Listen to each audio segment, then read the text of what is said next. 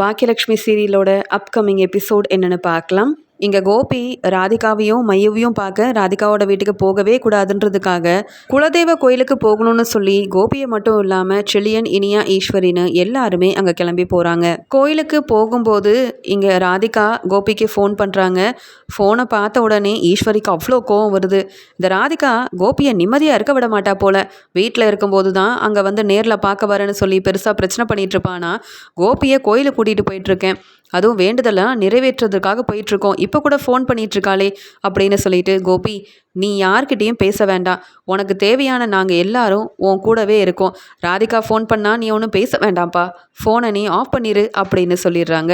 வேறு வழி இல்லாமல் கோபியும் ராதிகா இப்படி நான் செஞ்சால் ரொம்பவே மனசு வேதனைப்படுவா, மயுவோட பிறந்தநாளைக்கு போகலனாலும் அடுத்த நாளாவது மயுவுக்கு நல்ல பெரிய கிஃப்டாக வாங்கிட்டு போகலாம், மயுவுக்கு பிடிச்ச மாதிரி கிஃப்ட் வாங்கிட்டு போய் கொடுத்து மயுவை சந்தோஷப்படுத்தலான்னு பார்த்தேன். ஆனால் அம்மா என்னை கோயிலுக்கு கூட்டிகிட்டு போகிறாங்க. இதை நான் ராதிகா கிட்டேயும் சொல்லலை, மயுவுக்கும் இது தெரியாது. என்னை பற்றி இவங்க ரெண்டு பேரும் என்ன நினைக்க போகிறாங்களோ தெரியல. கண்டிப்பாக ராதிகா என் மேலே கோவமாக தான் இருப்பா அப்படின்ற மாதிரி ராதிகாவை பற்றியே நினச்சிக்கிட்டே போகிறாரு கோபி. வீட்டில் இருக்க ஜெனி பாக்கியா கிட்ட சொல்கிறாங்க, பார்த்தீங்களா ஆண்டி, வேணும்னே பாட்டி இங்கே ராதிகா வீட்டு பக்கம் இங்கே கோபி அங்கிள் போயிடக்கூடாதுன்றதுக்காக ஒவ்வொரு நேரமும் ஏதாவது பெருசாக திட்டம் போட்டுக்கிட்டே இருக்காங்க. அப்போ ராதிகாவை பார்த்துட்டு வரேன்னு சொன்னதுக்கு நீ போய் ரெஸ்ட் எடு, இப்போல்லாம் அங்கே போக வேண்டான்னு சொல்லிட்டாங்க. மயுவோட பிறந்தநாளுக்கு போகணுமா, அவளுக்கு கிஃப்டெல்லாம் வாங்கி கொடுக்கணும்னு இங்கே அங்கிள் சொன்னதுக்கு கோயிலுக்கு போகணும்னு சொல்லி சமாளிக்கிறாங்க. அங்கிளோட மனசை மாற்றணும்னு பாட்டி ரொம்ப முயற்சி செய்கிறாங்க.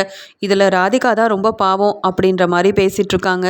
இதுக்கிடையில் இந்த திருந்தாத கோபி கூட இனி வாழ்ந்து எந்த பிரயோஜனமும் இல்லைன்னு சொல்லிட்டு இங்கே ராதிகாவோட அம்மா கமலா எவ்வளவோ எடுத்து சொல்லியும் யார் பேச்சையும் கேட்காம வீட்டில் இருந்த எல்லா பொருளையுமே வண்டியில் ஏற்றி அனுப்பிடுறாங்க ராதிகா. இங்கே கொஞ்சம் வேலை இருக்குது, அதெல்லாம் முடிச்சுட்டு நாமளும் கிளம்பிடலாமா அப்படின்னு சொல்லும்போது மயூ ரொம்பவே அழுகிறாங்க. அம்மா, அப்பா கண்டிப்பாக என் பிறந்தநாளைக்கு வருவாருன்னு எதிர்பார்த்துட்டு இருந்தேன், ஆனால் நீங்கள் அப்பாவை நினச்சி இவ்வளோ அழுகிறதெல்லாம் பார்த்துட்டு என்னால் தாங்கிக்க முடியல, கொஞ்ச நாள் பாட்டி சொன்ன மாதிரியே பொறுமையாக அப்பாவுக்காக காத்துட்ருப்போமா அப்படின்னு சொல்ல, வேண்டாம் மயூ, நான் உங்கள் அப்பாவை கல்யாணம் பண்ணி பெரிய தப்பு பண்ணிட்டேன், என்னால் நீயும் அழுகிறத என்னால் பார்த்துட்ருக்க முடியாது, நான் எடுத்த முடிவு எல்லாமே தப்பாக தான் இருந்திருக்கு, முதல்ல ஒரு வாழ்க்கை எனக்கு கிடச்சிது, அதுலேயும் எனக்கு பிரச்சனை மட்டும்தான் நிரந்தரமாக இருந்தது, மறுபடியும் கோபியை கல்யாணம் பண்ணிக்கிட்டு என் வாழ்க்கையில் சந்தோஷமாக இருக்க போகிறேன்னு நினச்சி அந்த வாழ்க்கையிலும் நான் ஏமாந்து போய் நிற்கிறேன், மறுபடியும் கோபியால் நான் ஏமாந்து அவமானப்பட்டு நிற்க வேண்டிய எந்த ஒரு அவசியமும் இல்லைம்மா மயூ, எனக்கு நீ தான் முக்கியம், எனக்காக நீ இருக்கும்போது உனக்காக நானும் இருக்கணும்ல, அதனால தான் இனி கோபியாலேயோ அந்த கோபி வீட்டில் உள்ளவங்களாலேயோ நமக்கு எந்த பிரச்சனையும் வரவும் வேண்டாம், அவங்களால நாம் அவமானப்பட்டு நிற்க வேண்டிய அவசியமும் இல்லை மயூ, நீ அம்மா சொல்கிறத கேளு, யாரை பற்றியும் யோசிக்காத, இனி கோபி என் வாழ்க்கையில் இல்லை, நீ கோபியை அப்பாவா நினைக்கவே வேண்டாம் அப்படின்னு சொல்லிட்டு இருக்காங்க. பாக்கியா செல்வி கிட்ட, பாத்தியா செல்வி, ராதிகாவை பற்றியும் ராதிகா குடும்பத்தை பற்றியும் கொஞ்சம் கூட யோசிக்காம ஈஸ்வரியத்தை சொன்ன உடனே கோயிலுக்கு கிளம்பிட்டாரு கோபி. ஆனால் அங்கே மயூ தன்னுடைய பிறந்த நாளையில் கோபி வரலன்னு ரொம்பவே மனசு வேதனையாக இருக்கிறத ராதிகா எனக்கு சொல்லும்போது எவ்வளோ கஷ்டப்பட்டேன் தெரியுமா, இனியாவோட காம்படிஷனில் கலந்துக்கிட்ட கோபியால் என் பொண்ணு இனியா அவ்வளோ சந்தோஷமாக இருந்தாலே, அதே மாதிரி தானே அப்பா தான் பக்கத்தில் இருக்கணும்னு மையவும் ஆசைப்படுவா, அது ஏன் இந்த கோபிக்கு தெரிய மாட்டேங்குது, ஹாஸ்பிட்டல்லேருந்து என் வீட்டுக்கு வந்து இத்தனை நாள் ஆகுது, ஒரு நாளாவது இங்கே போய் கோபி வந்து ராதிகாவையும் மையுவையும் பார்த்துருக்காரா, இல்லை அங்கே போகணும்னு தான் ஆசைப்பட்டிருக்காரா, அவங்க அம்மா பேச்சையே கேட்டுக்கிட்டு இருக்காரே, எதுக்கு தான் கோபி இப்படி மனசு மாறாமல் திருந்தாமல் இருக்கிறாரோ தெரியல, இந்த வீட்டில் இருக்கும்போது என்னை திட்டி அவமானப்படுத்தி நீ படிக்காதவ, உன்னால் எதுவுமே செய்ய முடியாது, நீ என்ன பெருசாக சாதிக்க போகிறேன்னு நான் எடுக்கிற ஒவ்வொரு முயற்சியிலையும் என்னை அவமானப்படுத்திக்கிட்டே இருந்தார் கோபி, என் அருமை என்னவோ இப்போ தான் அவருக்கு புரிய வந்திருக்கிற மாதிரி இப்போ எனக்கு உதவி செய்யணும்னு நினைக்கிறாராம், என் கூடவே இருக்கணும்னு நினைக்கிறாராம், ஆனால் ராதிகாவை பற்றி கொஞ்சம் கூட யோசிக்க மாட்டேங்கிறாரு. இதெல்லாம் தான் அந்த கோபியை பார்க்கும்போது எனக்கு அவ்வளோ கோவம் வருது. இதுக்கடையில் ஈஸ்வரியத்தையும் கோபியோட மனசை மாற்றிக்கிட்டே இருக்கிறாங்க. உன் பசங்க தான் முக்கியம், அம்மாவோட பேச்சை தான் நீ கேட்கணும்னு சொல்லி இந்த வீட்டில் இருந்து கோபியை வெளியில் அனுப்பவே மாட்டேங்கிறாங்க அப்படின்னு பேசிகிட்டு இருக்கும்போது தான் இங்கே பாக்கியாவுக்கு தெரிய வருது, கோபியால் இங்கே ராதிகா வீட்டெல்லாம் காலி செஞ்சுட்டு வேற எங்கேயோ கிளம்புறாங்கன்றது தெரிஞ்சுக்கிட்டு இங்கே ராதிகாவை ஆறுதல் படுத்துறதுக்காகவும் அவங்க எடுத்த முடிவு தப்புன்னு சொல்கிறதுக்காகவும் ராதிகாவை போய் பார்த்து பேசி ராதிகாவோட மனசை மாற்றி ராதிகாவையும் கோபியவும் கண்டிப்பாக ஒன்று சேர்த்து வைக்கிறேன் அப்படின்ற மாதிரி சொல்லி சமாதானப்படுத்திட்டு வராங்க பாக்கியா. ராதிகா படுற ஒவ்வொரு மன வேதனையவும் பார்த்துட்டு பாக்கியாவால் என்ன செய்யனே தெரியல. ஈஸ்வரி அத்தை என்னடானா தான் பையன் தான் முக்கியம், தான் பையன் கோபியோட வாழ்க்கை தான் முக்கியம்னு என் வீட்டில் கூட்டிகிட்டு வந்து வச்சுக்கிட்டு இவ்வளோ பெரிய பிரச்சனை செஞ்சிட்ருக்காங்க. கோபி என்னடானா என் வீட்டை விட்டு வெளியில் போக மாட்டேன்னு சொல்லி ராதிகா மேலேயும் மயு மேலேயும் கொஞ்சம் கூட அக்கறையே இல்லாமல் இருக்காரு.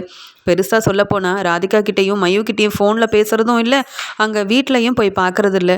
என்னன்னு சொல்லி இவங்களை திருத்துறது, எப்படி கோபியோட மனசை மாற்றி இந்த வீட்டிலேருந்து வெளியில் அனுப்புறது.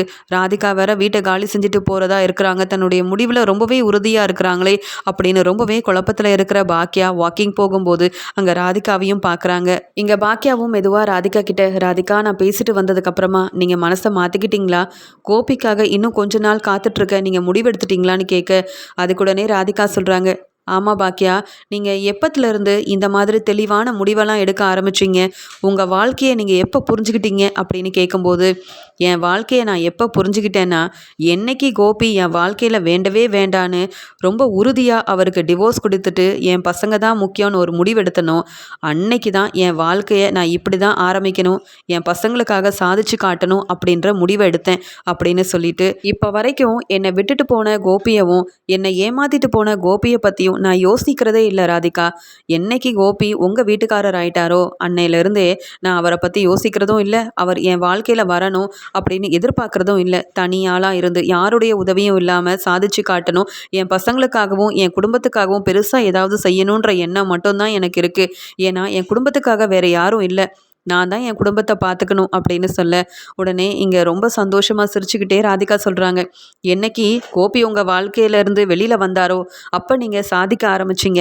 ஆனால் என்னைக்கு கோபியை நான் கல்யாணம் பண்ணிக்கிட்டேனோ அன்னைக்கே என் வாழ்க்கையை ஒன்றும் இல்லாமல் ஆக்க ஆரம்பிச்சிட்டாரு கோபி.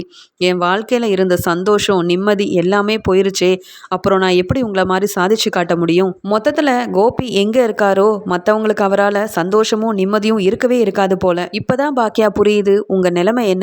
கோபியை கல்யாணம் பண்ணிக்கிட்டு கோபியால் எவ்வளோ அவமானப்பட்டிருப்பீங்க, எவ்வளோ மன வேதனையில் இருந்திருப்பீங்க, கோபி உங்களை ரொம்பவே ஒதுக்கி வச்சிருப்பார்ல, அதெல்லாம் புரிஞ்சுக்காம உங்கள் வாழ்க்கைக்கு இடையில வந்து கோபியை உங்கள் குடும்பத்திலேருந்து பிரித்தது பெரிய தப்புன்னு இப்போ எனக்கு நல்லாவே புரியுது. அதனால தான் நான் இப்படி அனுபவிச்சுட்ருக்கேன், அதனால தான் இப்போ கோபியே வேண்டான்ற ஒரு நிலைமையில் இப்படி ஒரு முடிவெடுத்திருக்கேன் அப்படின்னு சொல்லி தான் செஞ்ச தப்பெல்லாம் உணர்ந்து பாக்கியா கிட்ட மன்னிப்பு கேட்டு கண் கலங்கி பேசிட்டு வேற வழி இல்லாமல் ராதிகாவும் அங்கேருந்து கிளம்புறாங்க. இங்கே கோயிலுக்கு போன இனியா ஈஸ்வரி கிட்ட கேட்குறாங்க, பாட்டி அப்பா நம்ம வீட்டில் இருந்து அந்த ராதிகா தான் வேணும்னு போயிட மாட்டார்ல, அப்பா வந்ததுக்கப்புறமா தான் நம்ம குடும்பத்தில் எல்லாரும் சந்தோஷமாக இருக்கும் பாட்டி, அப்பா வந்ததுக்கப்புறமா தான் எனக்கு எல்லாமே நல்லதாகவே நடந்துட்டுருக்கு பாட்டி அப்படின்னு சொல்ல, அதுக்கு ஈஸ்வரி சொல்கிறாங்க, இனியா நீ கவலைப்படாத, பாட்டி இருக்கேன்ல. ஏன் அந்த மையோட பிறந்தநாளைக்கு கூட தான் கோபி பெருசாக கிஃப்டெல்லாம் வாங்கிட்டு போய் கொடுக்கணும், ராதிகா வீட்டுக்கு போகணும்னு சொன்னான். உடனே நான் பாத்தியா கோயிலுக்கு கூப்பிட்டு வந்துட்டேன், இங்கே 3 நாள் இருக்க போகிறோம், கண்டிப்பாக ராதிகா வீட்டுக்கு இங்கே கோபியால் போக முடியாது. அந்த ராதிகாவும் கண்டிப்பாக கோபி மேலே கோவமாக தானே இருப்பா, மையோட பிறந்தநாளைக்கு கூட வரலன்னுட்டு. அவள் கோவப்பட்டுட்டு கோபி வேண்டான்னு ஒரு முடிவு எடுத்துட்டு எங்கேனாலும் போகட்டும், அது சந்தோஷம் தானே. மொத்தத்தில் உங்கள் அப்பாவும் ராதிகாவும் பிரிஞ்சிருந்தால் தான் நமக்கு நல்லது, உங்கள் அப்பா நம்ம கூடவே இருந்தால் தானம்மா சந்தோஷமாக இருக்கும், உங்களுக்காக நான் என்ன வேணாலும் செய்வேன் அப்படின்னு ஈஸ்வரி இனியாவோட சந்தோஷத்துக்காக இப்படி சொல்லி புரிய வச்சிட்ருக்காங்க. இதெல்லாம் கேட்குற இனியா அவ்வளோ சந்தோஷமாக இருக்கிறாங்க. இங்கே பாக்கியா சொல்கிறாங்க, என்னதான் இருந்தாலும் எங்கள் அத்தை எவ்வளோ பெரிய திட்டம் போட்டாலும் கண்டிப்பாக நான் ராதிகாவுக்காக செய்ய வேண்டிய எல்லாத்தையுமே செய்வேன் செல்வி. எப்படியா இருந்தாலும் கோயிலேருந்து எல்லாரும் திரும்பி வரணும்ல, அவங்கக்கிட்ட பேசி புரிய வச்சு கோபியை முதல்ல ராதிகா வீட்டுக்கு அனுப்பணும், அப்படி இல்லைன்னா சரிப்பட்டு வராது. ராதிகா ரொம்ப பாவம், கோபியை கல்யாணம் பண்ணிக்கிட்டு ஒவ்வொரு நாளும் மன வேதனையில் இருக்காங்க. இங்கே வீட்டில் இருக்கும்போதும் இந்த கோபியால் நான் சந்தோஷமாக இல்லை, இப்போ ராதிகாவும் அதே நிலமையில தான் இருக்காங்க. ஏன் தான் கோபி மட்டும் இப்படி இருக்காரோ தெரியல. அவரோட சந்தோஷத்தை பற்றி யோசிக்கிற கோபி அவரை சுற்றி இருக்கிறவங்களும் சந்தோஷமாக இருக்கணும்னு ஏன் யோசிக்க மாட்டேங்கிறாருன்னு தெரியலையே அப்படின்னு யோசிக்கும்போது இங்கே உடனே செல்வி சொல்கிறாங்க, அக்கா கோபி சாரே விருப்பப்பட்டு ராதிகா வீட்டுக்கு போகணும்னு நினச்சாலும் உன் மாமியார் விடமாட்டாங்கக்கா. ஏன்னா கோபி சார் இங்கேயே இருக்கணும்னு இனியா பாப்பா, உன் மாமியார், உன் பையன் எல்லாரும் நினைக்கிறாங்களே, அவங்க சொல்கிற பேச்சை கேட்டுட்டு தானக்கா கோபி சார் இங்கேயே இருக்காரு. இல்லைனா நீ திட்டின திட்டுக்கும் நீ அவரை எப்போ பார்த்தாலும் முறைச்சிக்கிட்டு அவமானப்படுத்துறதுக்கும் அவர் உடனே கிளம்பி போயிருப்பாரேக்கா. எல்லாத்துக்கும் காரணம் உன் மாமியாரும் உன் பொண்ணு உன் பையனும் தான்க்கா. முதல்ல அவங்கள திருந்து சொல்லு, அப்போ தான் கோபி சார் திருந்துவாருக்கா அப்படின்னு பேசிகிட்டு இருக்காங்க. கோயிலுக்கு போன ஈஸ்வரி கோபிக்கு செய்ய வேண்டிய வேண்டுதல் எல்லாத்தையுமே செஞ்சுட்டு ரொம்ப சந்தோஷமாகவே மறுபடியும் வீட்டுக்கு திரும்பி வராங்க. ஆனால் இங்கே பாக்கியா யார்கிட்டயுமே பேசாமல் ரொம்ப கோவமாக இருக்காங்க. எப்பயும் போல் ஈஸ்வரி, என்ன பாக்கியா, நாங்கள் வந்ததை பார்த்து உனக்கு சந்தோஷமாவே இல்லையான்னு கேட்க, அத்தை நீங்கள் திரும்பி வந்தது எனக்கு ரொம்ப சந்தோஷம்தான். ஆனாலும் உங்கள் பையன் கோபி இங்கே மறுபடியும் வந்திருக்காரே அத்தை. இந்த வீட்டில் கோபி இருக்க வேண்டான்னு சொன்னால் நீங்கள் கேட்க மாட்டேங்கிறீங்க. ராதிகாவோட நிலைமையும் நம்ம யோசிக்கணும் அத்தை.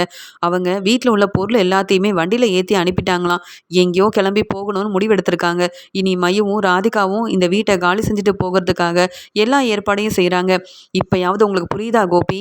ராதிகா உங்கள் கூட வாழணும்னு ஆசைப்பட்டு உங்களுக்காகவே காத்துட்டு இருந்து நீங்கள் வரமாட்டீங்கன்னுட்டு இப்படி ஒரு முடிவு எடுத்திருக்காங்க. ஏன் உங்களால் மையோட பிறந்தநாளைக்கு கூட போய் அவங்கள பார்க்க முடியாதா? உங்கள் அம்மா கூட சேர்ந்து அங்கே கோயிலுக்கெல்லாம் போயிட்டு வரீங்க. அங்கே உங்கள் பொண்ணுக்காக காம்படிஷன்லலாம் போய் கலந்துக்கிறீங்க. பக்கத்தில் இருக்க ராதிகாவை போய் பார்க்கணும், மையோட பிறந்த நாளைக்கு போகணும்னு உங்களுக்கு கொஞ்சம் கூட தோணவே தோணாதா? அப்படின்னு வந்த உடனே ரொம்பவே கோவமாக பாக்கியா கேள்வி கேட்க ஆரம்பிக்கிறாங்க.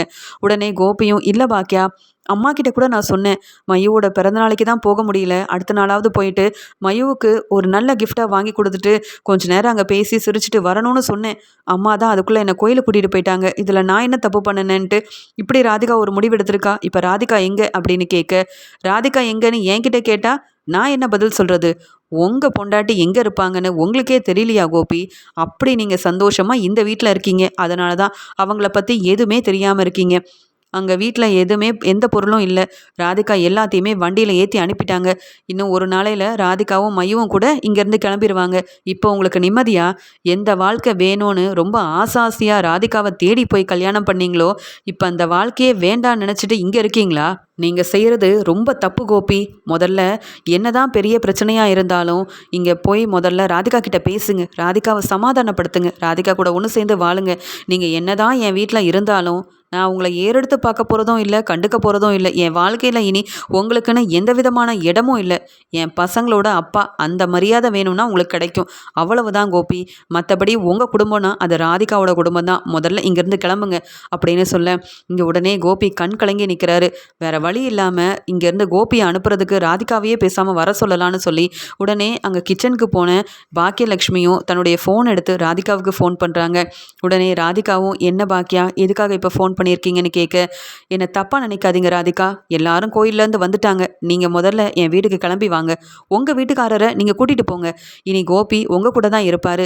நீங்கள் எந்த பிரச்சனையும் வராது. நீங்கள் கிளம்பி வாங்க, நான் இருக்கேன் அப்படின்னு சொல்லி ராதிகாவை தன்னுடைய வீட்டுக்கே வர வைக்கிறாங்க பாக்கியலட்சுமி. இதை பார்த்து ஈஸ்வரிக்கு அவ்வளோ கோவம் வருது. உடனே இனியாவும், அம்மா என்னம்மா செய்கிறீங்க? நாங்கள் எவ்வளோ சந்தோஷமாக 3 நாள் கோயிலுக்கு போயிட்டு வந்தோம் தெரியுமா? வந்த உடனே இப்படி பிரச்சனை செய்ய ஆரம்பிச்சிட்டிங்களா? அப்பா இந்த வீட்டில் இருக்கிறது உங்களுக்கு பிடிக்கவே பிடிக்கலனா நீங்கள் அமைதியாக இருங்க, உங்கள் வேலையை மட்டும் பாருங்கள். எதுக்காகம்மா இப்போ ராதிகாவை வர வைக்கிறீங்க? அப்பாவை அங்கே ஒன்றும் அனுப்ப வேண்டாம், அப்பா போக மாட்டாங்க எங்களை விட்டுட்டு அப்படின்னு சொல்லி இனியா ரொம்ப கோவமாக பேச, அதுக்குடனே ஈஸ்வரியும், என்ன பாக்கியா தேவையில்லாத வேலையெல்லாம் செஞ்சிட்ருக்க? அதுவும் என்ன கேட்காம யாரை கேட்டு முதல்ல இங்கே ராதிகாவை வர வைக்கிற? உன் வீட்டில் யார் இருக்கணும்னு நீ தான் முடிவெடுக்கணும்னு சொல்லுவியே, அதனால தான் உன் வீட்டுக்கு ராதிகா வர வைக்கிறியா? உன் வாழ்க்கையை பற்றி யோசிக்க மாட்டியா என்ன? உன் பசங்க எல்லாரும் கோபி இந்த வீட்டில் தான் இருக்கணும்னு ஆசைப்படும் போது ராதிகா கூட எதுக்காக கோபியை அனுப்பி வைக்கணும்? இதெல்லாம் தேவையில்லாத வேலை. பிரச்சனைக்கு மேலே பிரச்சனை செய்யாத. என் பையன் கோபியை அந்த ராதிகா வீட்டுக்கு அனுப்பவும் முடியாது. ராதிகா வந்து பேசினாலும் சரி, யார் என்ன சொன்னாலும் என் முடிவில் எந்த விதமான மாற்றமும் இருக்க போகிறதே இல்லை அப்படின்னு சொல்லி ரொம்ப கோவமாக ஈஸ்வரி பாக்கியாவை திட்டிகிட்டே இருக்கும்போது உடனே இங்கே கோபி சொல்கிறாரு, அம்மா கொஞ்சம் பொறுமையாக இருங்க, ராதிகா வரட்டும், பேசி புரிய வச்சு நான் அனுப்பி வைக்கிறேம்மா, நீங்கள் கவலைப்படாதீங்க, நான் இங்கேருந்து யாரையும் விட்டுட்டு இந்த வீட்டையும் விட்டுட்டு நான் போக மாட்டேம்மா அப்படின்னு கோபி சொல்லும்போது பாக்கியாவுக்கு அவ்வளோ கோவம் வருது. நாம் என்னெல்லாம் இந்த ராதிகாவையும் கோபியவும் சேர்த்து வைக்கிறதுக்காக ஒவ்வொன்றா செய்கிறோம், ஆனால் இந்த கோபிக்கு கொஞ்சம் கூட எதுவுமே இல்லையே, ஒரு எண்ணமும் இல்லை ராதிகா கூட ஒன்று சேர்ந்து வாழணும்னுட்டு. அம்மாவும் பசங்களும் தான் முக்கியம்னா எதுக்காக ராதிகாவோட வாழ்க்கையில் இவர் போய் கல்யாணம் பண்ணிக்கணும், ராதிகாவோட வாழ்க்கைக்குள்ளே எதுக்காக போகணும் அப்படின்ற கோவத்தில் கோபியை பார்த்து முறைச்சிக்கிட்டே நிற்கிறாங்க பாக்கியலட்சுமி. பாக்கியா வர சொன்னதால் என்ன பிரச்சனை வந்தாலும் பரவாயில்ல அப்படின்னு பாக்கியாவை நம்பி அங்கே கோபியை பார்க்கறதுக்காக ராதிகாவும் கிளம்பி போகிறாங்க. ராதிகாவை பார்த்த உடனே ஈஸ்வரி சொல்கிறாங்க, பாக்கியா வர சொன்னா நீ பாட்டுக்கு கிளம்பி வந்துடுவியா? கோபியை பார்க்க வரும்போதெல்லாம் பிரச்சனை செய்ய தானே நினப்ப அப்படின்னு சொல்கிறாங்க. உடனே பாக்கியா சொல்கிறாங்க ராதிகா கிட்ட, ராதிகா பேசாமல் கோபியை கூட்டிகிட்டு போங்க. நீங்களும் மையவும் இனி தனியாக இருக்கக்கூடாது. நீங்கள் வேறு எங்கேயும் போக வேண்டாம். கோபி தானே உங்கள் வாழ்க்கையில் வேணும்னு நம்பி அவரை கல்யாணம் பண்ணிக்கிட்டீங்க. இப்போ எதுக்காக மையவை கூட்டிகிட்டு தனியாக போகணும்னு இப்படி ஒரு முடிவு எடுத்திருக்கீங்க? உங்கள் அம்மா உங்களை நினச்சி எவ்வளோ மனசு வேதனைப்படுவாங்க. வேண்டாம், நீங்கள் கஷ்டப்படுற மாதிரி மயுவும் தன்னுடைய வாழ்க்கையில் கஷ்டப்படக்கூடாது. நீங்கள் பேசாமல் கோபியை கூட்டிகிட்டு கிளம்புங்க ராதிகா. இவங்க என்ன பேசினாலும் நீங்கள் இவங்களெல்லாம் கண்டுக்க வேண்டிய அவசியம் இல்லை. ஏன்னா உங்கள் வாழ்க்கையை ஒன்றும் இல்லாமல் செய்கிறதுக்கு என் அத்தை என் பசங்கன்னு எல்லாருமே நினைக்கிறாங்க. ஏன் உங்களையும் கோபியவும் பிரிக்கிறதுக்காக எங்கள் அத்தை ஈஸ்வரி பெரிய பெரிய திட்டத்தெல்லாம் போடுறாங்க. மயுவோட பிறந்தநாளைக்கு கோபி gift வாங்கிட்டு ரொம்ப சந்தோஷமாக உங்களை பார்க்க வந்துடக்கூடாதுன்றதுக்காக தான் கோபியை கூட்டிகிட்டு எங்கள் அத்தை கோயிலுக்கெல்லாம் போயிட்டு வந்திருக்காங்க. இனியாவது திருந்தி இருக்கிறாங்களான்னு பார்ப்போம். ஆனால் கோபி இனி இந்த வீட்டில் இருக்கக்கூடாது. நீங்கள் பேசாமல் உங்கள் வீட்டுக்காரரை கூட்டிகிட்டு கிளம்புங்க. இதுக்கு மேலேயும் கோபி என் வீட்டில் இருந்தால் சரிப்பட்டு வராது ராதிகா. அவர் உங்கள் வீட்டு பக்கமே வராதபடி எங்கள் அத்தை செஞ்சுருவாங்க அப்படின்னு எல்லாத்தையுமே ராதிகாவுக்கு புரிய வைக்க உடனே கோபி சொல்கிறாங்க, ராதிகா எனக்கு உன்னை ரொம்ப பிடிக்கும். உன் கூட வாழணும்னு ஆசைப்பட்டு தான் உன்னை கல்யாணம் பண்ணிக்கிட்டேன். ஆனாலும் உன்னை நம்பி அந்த வீட்டுக்கு வரதுக்கு எனக்கு கொஞ்சம் பயமாக தான் இருக்குது. ஏன்னா நீ எப்போ கோவப்படுவ, எப்போ பிரச்சனை செய்வ, எப்போ என்னை அந்த வீட்டிலேருந்து வெளியில் போக சொல்லுவேனே தெரிய மாட்டேங்குதே. என் மேலே உனக்கு கோபம் வந்தா என்ன பேசுகிறேன்னே தெரியாமல் வீட்டிலேருந்து வெளியில் போங்க கோபி. உங்களுக்கும் எனக்கும் இனி எதுவுமே இல்லைன்னு சொல்லி அவமானப்படுத்துகிற.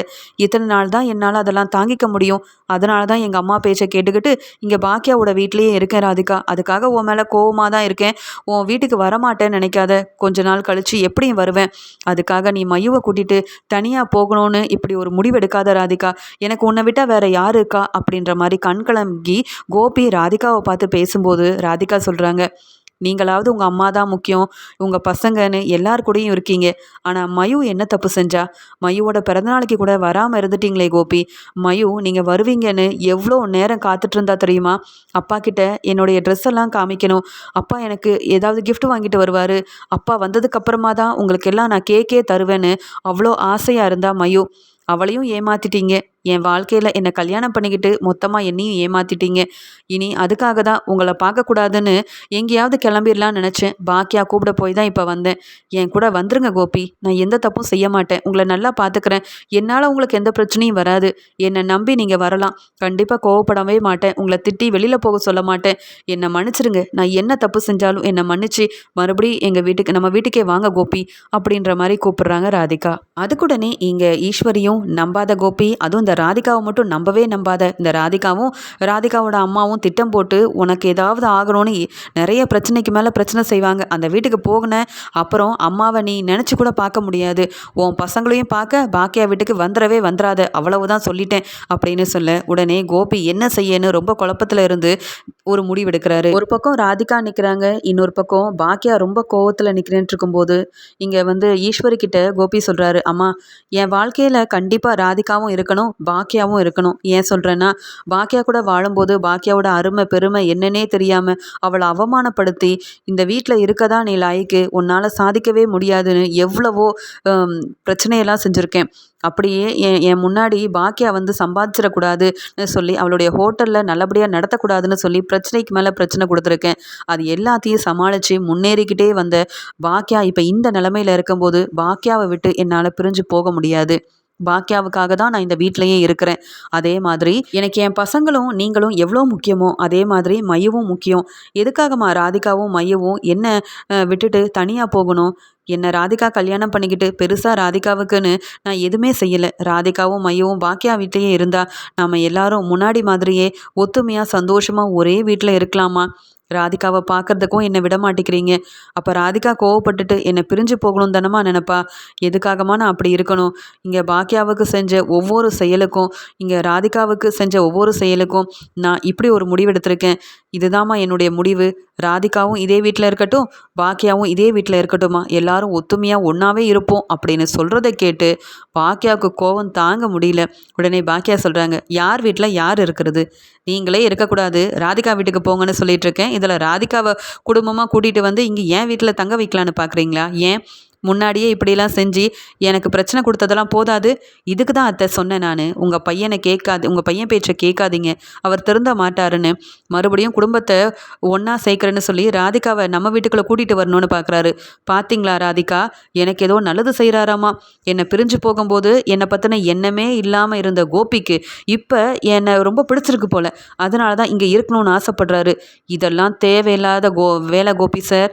நீங்கள் இருக்கிற இடத்துல நான் இருக்கவே கூடாதுன்னு நினச்சிட்ருக்கேன். அதனால தான் உங்களை ராதிகா வீட்டுக்கு போக சொல்கிறேன். என் வீட்டில் யார் இருக்கணும் இருக்கக்கூடாதுன்னு நான் தான் முடிவெடுக்கணும். நீங்கள் யார் முடிவெடுக்கிறதுக்கு? நீங்கள் யார் ராதிகாவை என் வீட்டுக்கு வர சொல்கிறதுக்கு? ராதிகா, உங்கள் வீட்டுக்காரர் கோபியை முதல்ல கூப்பிட்டுட்டு இங்கேருந்து கிளம்புங்க. எனக்கு வர அவ்வளோ கோவம் வருது அப்படின்னு பாக்கியா ரொம்ப கோவமாக கோபிக்கு முன்னாடியே ராதிகா கிட்ட சொல்லிட்டு இருக்க. உடனே ராதிகா சொல்கிறாங்க, பார்த்தீங்களா பாக்கியா, என்ன கல்யாணம் பண்ணிக்கிட்ட கோபிக்கு இப்போ இந்த வீட்டை விட்டு வரதுக்கு மனசே இல்லை. அதனால தான் எனக்கு என்ன ஆனாலும் பரவாயில்லன்னு இத்தனை நாள் என்னையும் மையவையும் பார்க்காமையே இருந்திருக்காரு. இப்போ நானும் மையவும் இந்த வீட்டுக்கு வரணுமா? ஏன் கோபி, நான் இத்தனை நாள் உங்கள் அம்மாக்கிட்டேயும் உங்கள் பொண்ணுக்கிட்டேயும் அவமானப்பட்டது போதாதுன்னு இந்த வீட்டில் வந்து இருந்தால் எனக்கு என்ன மரியாதை கிடைக்கும்? உங்கள் பசங்களும் மதிக்க மாட்டாங்க, உங்கள் அம்மாவும் என்னை திட்டிக்கிட்டே இருப்பாங்க. இதெல்லாம் எனக்கு வேணுமா? அதுவும் பாக்கியாவோட வீட்டில் நான் எதுக்கு வந்து இருக்கணும்? இது என்ன உங்கள் வீடா கோபி? நீங்கள் சொன்ன உடனே ரொம்ப சந்தோஷமாக உங்கள் கூட வாழ்கிறதுக்கு மையவையும் கூட்டிகிட்டு இந்த வீட்டுக்கு வர்றதுக்கு? இது பாக்கியாவோட வீடு. நீங்கள் பாக்கியா மேலே இவ்வளோ அக்கறை காட்ட வேண்டிய அவசியமே இல்லை. பாக்கியாவை டிவோர்ஸ் பண்ணதுக்கு அப்புறமா பாக்கியா தான் முக்கியம்னு சொல்கிறீங்களே, நான் எப்படி உங்கள் கூட வாழ்வேன்னு நீங்கள் நினைக்கிறீங்க? எனக்கு நீங்கள் வேண்டாம் கோபி. நான் உங்களுக்கு டிவோர்ஸ் கொடுக்கறதா முடிவெடுத்துட்டேன். ஏதோ பாக்கியா வந்து பேசிட்டு போங்கன்னு சொன்னாங்க. உங்கள் மனசு மாறி இருக்கும், வந்து கூட்டிகிட்டு போகலான்னு தான் வந்தேன். ஆனால் ஒரே வீட்டில் பாக்கியாவும் இருக்கணும் ராதிகாவும் இருக்கணும்னு ஆசைப்பட்டதுக்கப்புறமா, அதுவும் பாக்கியா வீட்டில் நான் இருக்க எப்படி வந்து ஒத்துப்பேன்னு நீங்கள் நினைப்பீங்க? எனக்கு நீங்கள் வேண்டாம் கோபி. உங்களுக்கு எது சந்தோஷம்னு நினைக்கிறீங்களோ அங்கேயே இருந்துக்கோங்க. இனியும் உங்களை தேடி நான் வரமாட்டேன், என்ன தேடியும் நீங்கள் வரவே வராதீங்க அப்படின்னு ரொம்ப கோவமாக ராதிகா தன்னுடைய முடிவை சொல்லிட்டு கோபியை வெளுத்து வாங்குறாங்க. உடனே பாக்கியா சொல்கிறாங்க, அத்தை, உங்கள் பையன் கோபி கண்டிப்பாக இந்த வீட்டை விட்டு போக மாட்டார். நான் கிளம்புறேன் த. கோபி இருக்கிற வீட்டில் இனி நான் கண்டிப்பாக இருக்க மாட்டேன். ஏதோ உங்கள் பேச்சை கேட்டுக்கிட்டு தான் கோபி இந்த வீட்டில் இருக்காருன்னு நினச்சேன். ராதிகா வந்தால் மனசை மாற்றி ராதிகா கூட அனுப்பிடலான்னு பார்த்தேன். ஆனால் கோபி பேசுகிற பேச்செல்லாம் சரியில்லத்த.